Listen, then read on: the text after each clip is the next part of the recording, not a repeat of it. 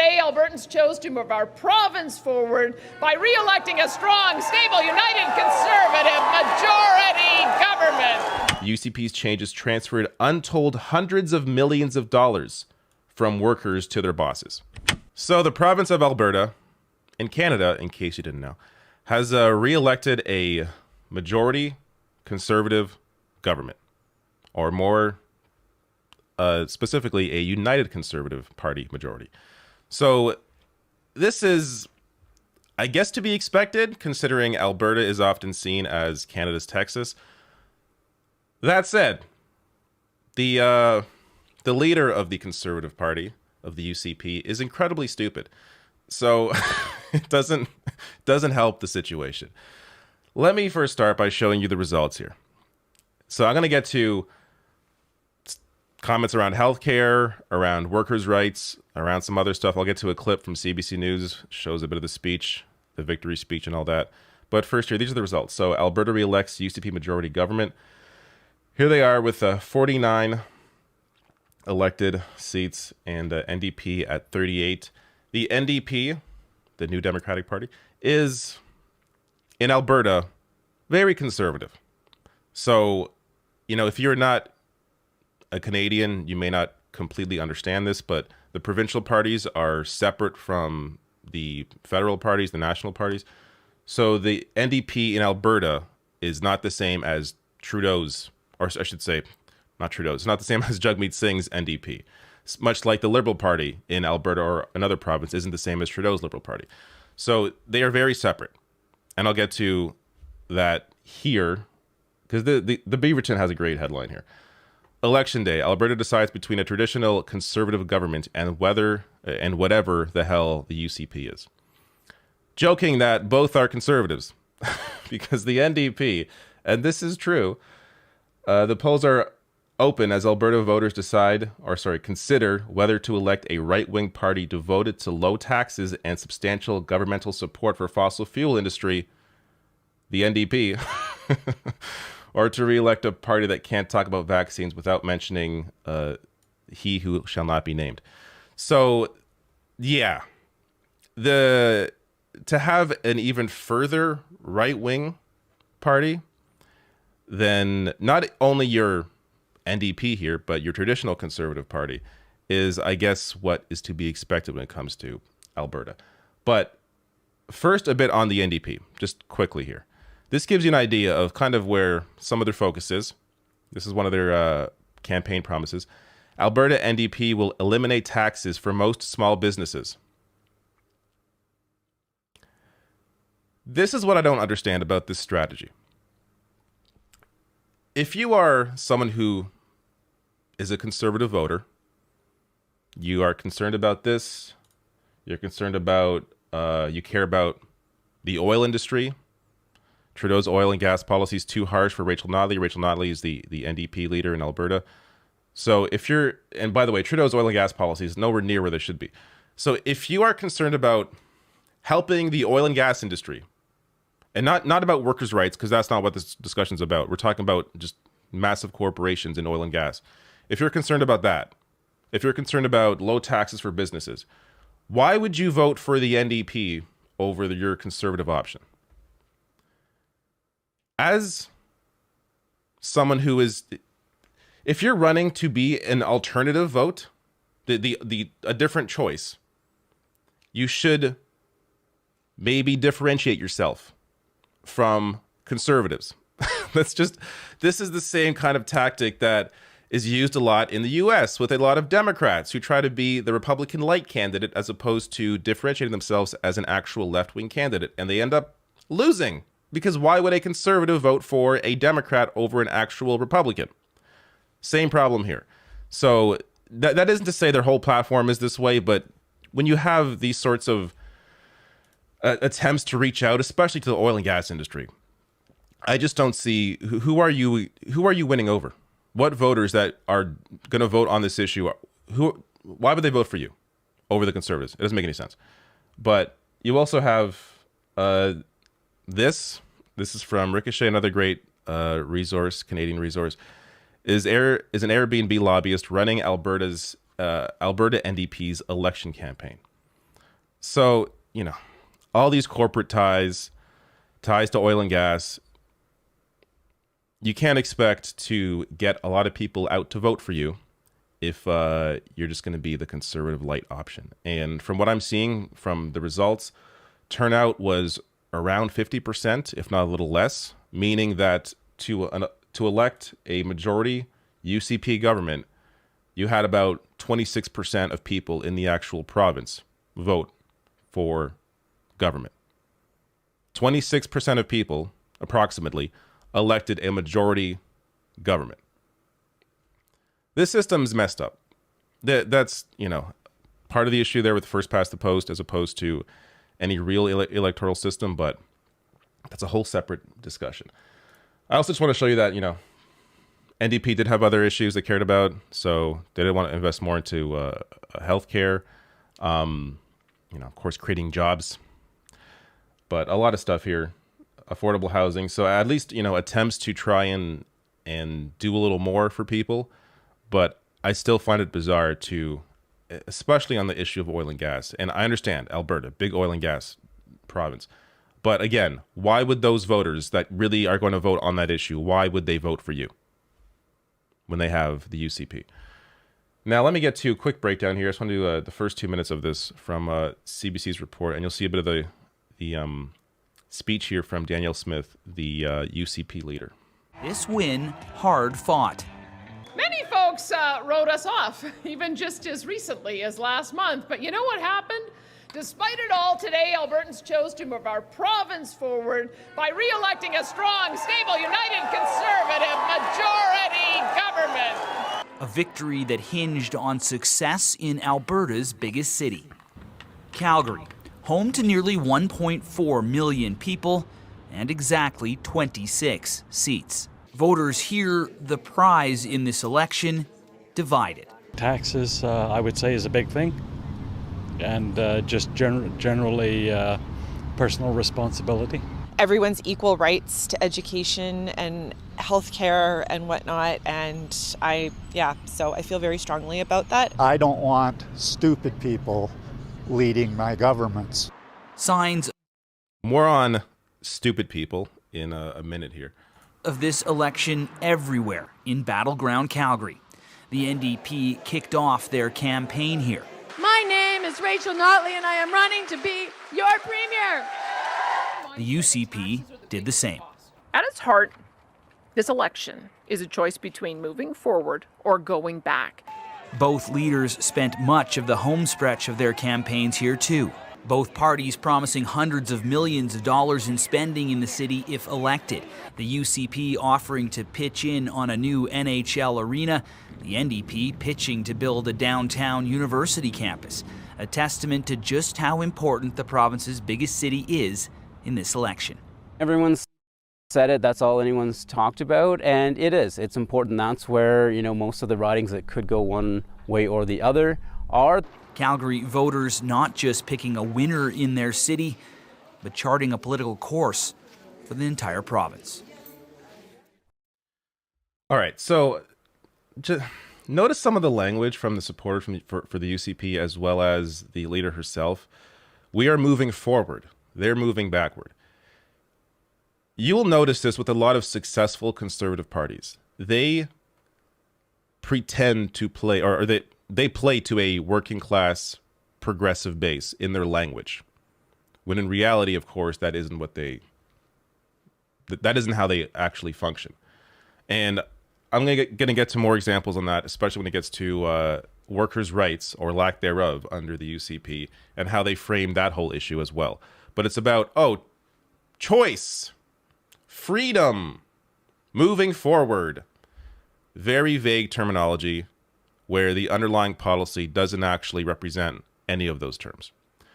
Now, starting with how stupid Danielle Smith is. This is amazing. This is really amazing. So this happened, months ago. Alberta Premier exploring pardons for COVID-19 related fines and arrests. The Alberta Premier apparently did not realize that Canada is not America. that she does not have the power to pardon people. But she tried to anyways. And in the process of that, Premier Smith breached Conflicts of Interest Act, says Ethics Commissioner. So the finding focused on contact with Justice Minister in relation to COVID-related charges. So she discussed with her Justice Minister a way to try and pardon this pastor who was charged with breaking the law. When you can't do that, you can't. There are no pardons. So this going back to this guy claiming, I'm not going to vote for stupid people. Well, I feel very strongly about that. I don't want stupid people leading my governments. Well, look, I'm assuming he's a conservative voter. Maybe he's not. But it seems like that whole part of the video was talking to conservative voters. If you don't want stupid people, then you got you got the wrong person in there. Now, they eventually, she had to reverse course on that when she realized, oh, wait, I can't do this. I'm not a president. It's just so dumb. And by the way, Canada Land, they had a good podcast. If you want to go deeper on that specific case, they have a really good podcast breaking that down. Now, let's get to some other issues. So, Danielle Smith has spent, this is from Press Progress, spent decades pushing to privatize Alberta's health system. So this is another issue that you are seeing pop up more and more, is conservative politicians in Canada discussing the privatization of healthcare. All you have to do is look south of the border and see how the healthcare system looks there. Is that what you want? When you give private healthcare companies more power, they take it. And they use it to their advantage because their whole purpose to exist is to generate a profit, to make money for themselves. So they will do everything they can that is legal for them to do. And when you open that up, they will do that and take advantage of it and bankrupt the public system, as we have seen many examples of. So in terms of Smith's history, it goes back, as you see here, to 2003. In a June 2003 op-ed, Smith lamented that Canada's right-wing politicians lacked the will to privatize healthcare. This is the Premier of Alberta. They lack the will to privatize healthcare. Quote, politicians simply don't have the stomach to reform public healthcare so it will actually work. Like in America, right? Such as adopting internal markets, allowing private healthcare providers to proliferate, charging user fees, and implementing co-payment systems. In a 2004 op-ed titled Blueprint for Fair Health Premiums, Smith complained that the elderly and others who are sickest do not pay more for healthcare services. And it's not just, 20 years ago. This has been a consistent theme with Danielle Smith. In a 2021 article for the University of Calgary School of Public Policy, Smith pitched a spending account as a way to normalize healthcare user fees. Quote, once people get used to the concept of paying out of pocket for more things themselves, then we can change the conversation on healthcare. Smith wrote further, where this model has the opportunity to make a major difference is healthcare. There should be similar options. So she wanted to normalize healthcare user fees.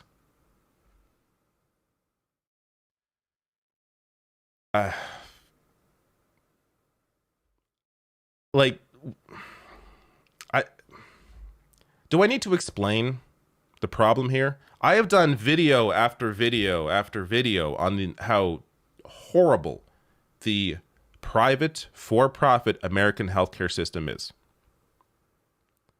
There is no reason, no logical reason, apart from your own money, maybe your investments into private healthcare. There is no actual legitimate reason that will help people in terms of moving towards a private system. There's no benefit to it, clearly. That's why every other industrialized nation, apart from America, has some kind of public system. Because many of them were there once. They had a crappy public or private system, and They realized, hey, this doesn't work. Who benefits? For-profit providers. Executives benefit, while everyone else loses. Yet when you have a public system, you all pay into it, and it benefits everyone because you're all paying into it. It's there as a safety net that everyone at some point will need. So the idea of like charging the elderly more, at some point you're going to be old and will need healthcare more than younger people. Does it make sense to then further bankrupt you as someone who's already struggling? In many cases, the elderly are struggling with a lack of ability to live, to pay for food, to exist. Does it make sense to then put that burden on them when they're already struggling with enough? There's just any basic analysis of this position exposes how empty all of it is. Another example of this, Alberta's surgery wait times up, total surgical volumes down since UCP privatization deal. So this is around privatization of some surgeries. New report finds Alberta is among the worst in reducing surgical wait times in Canada. So just the top line here.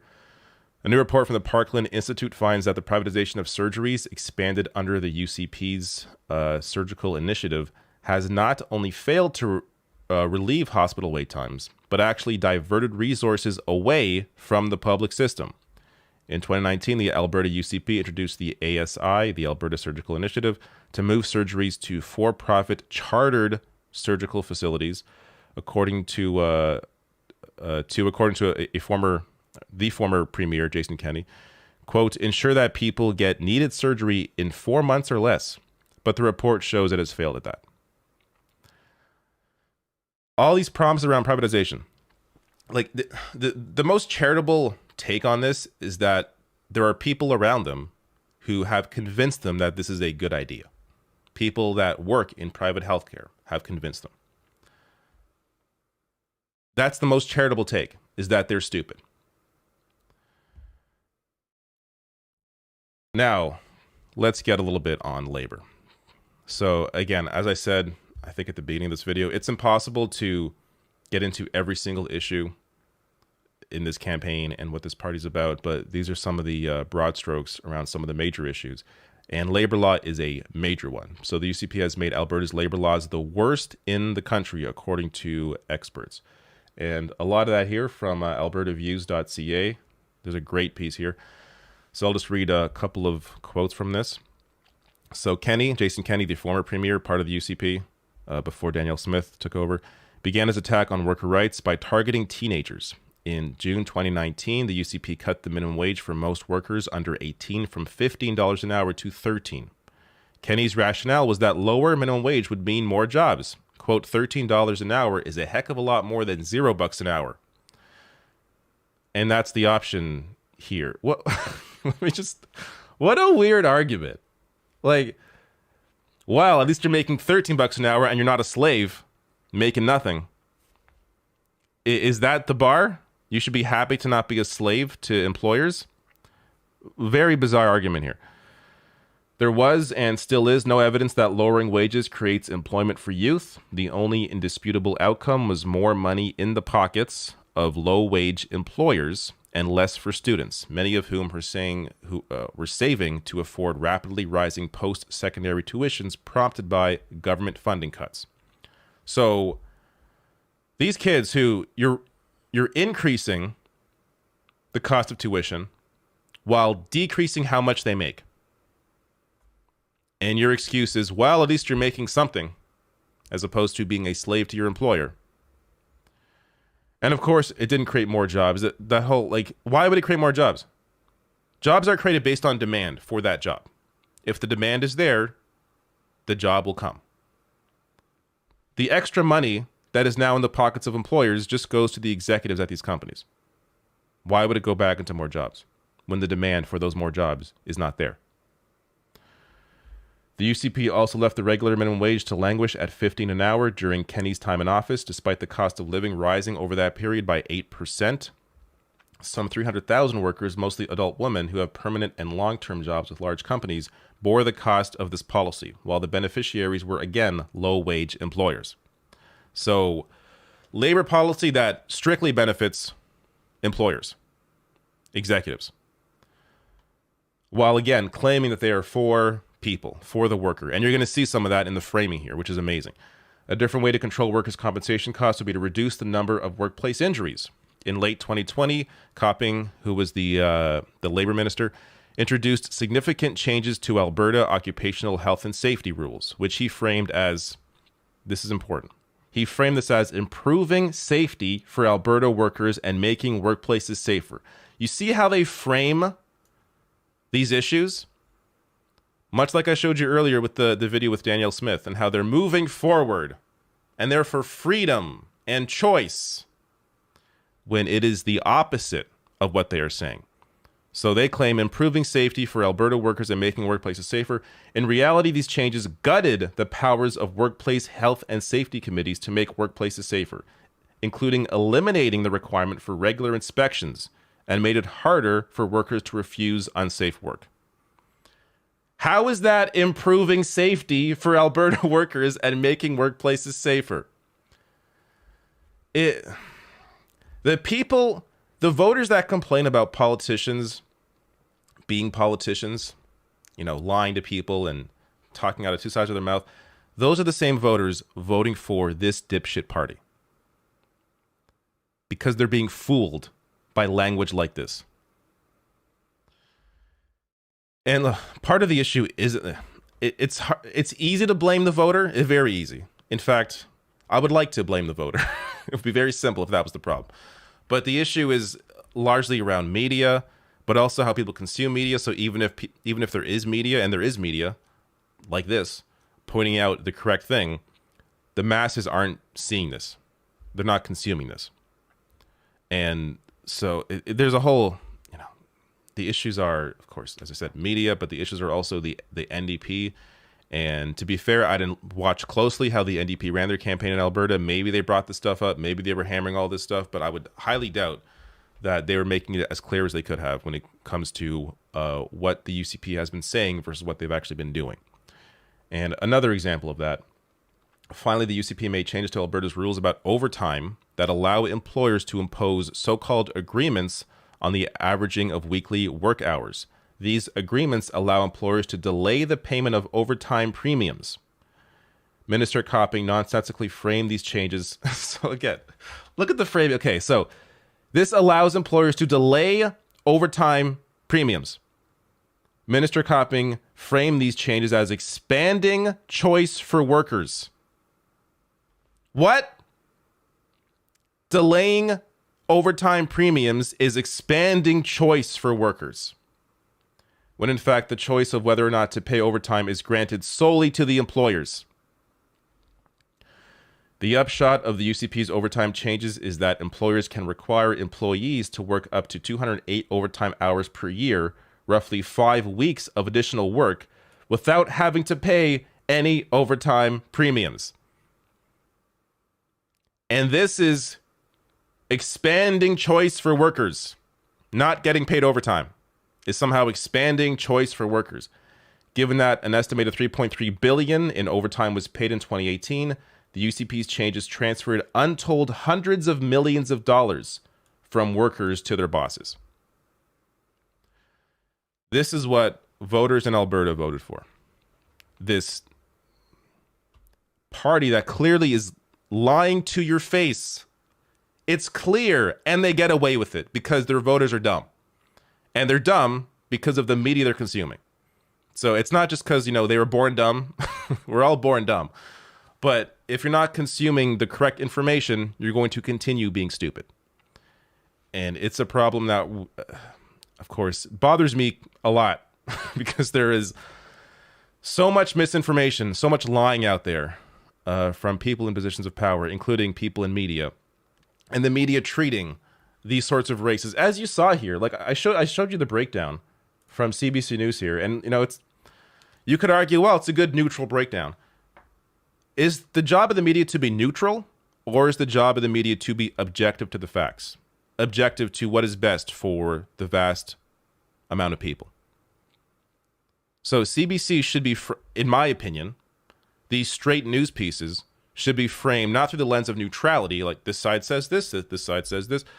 It should be framed through the lens of what is objectively best for society, based on what experts in the field say, based on what has happened.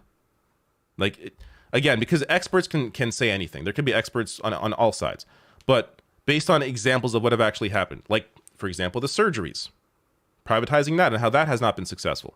Or the language around workers' rights and expanding choice for workers, when in reality it's done the opposite. That would be actual reporting the facts. But instead, they always play this game of this side does this side does this, and I don't know what the real reality is. Who knows? That the media does not help in taking no position. That they have to give you what the facts are, and they can be honest. They can be like, "Hey, if you're a greedy boss, then UCP is great for you," because that's who they benefit. If you're a wealthy executive, vote for the UCP, and you don't care about the rest of society, vote for the UCP. But that, again, is not how any of this is framed. Last thing here, and I'm not going to go deep into this because this is a whole other topic, but the Narwhal here, another great Canadian resource, says what Alberta's new UCP government means for the environment, from foregoing emissions caps to fighting federal environmental policy. Here's a breakdown of what to expect from the Premier Designate Danielle Smith when it comes to the environment. So, big breakdown here on that. I'm not going to go through all this, but you can imagine the most conservative party in Canada, probably not good for the environment when you are from, especially an oil province like Alberta. So this is just, I guess to be expected, unexpected result. But for me, this comes down to turnout. When turnout is as low as it was, that shows you that the NDP could have done a lot more to reach out to people who don't normally vote.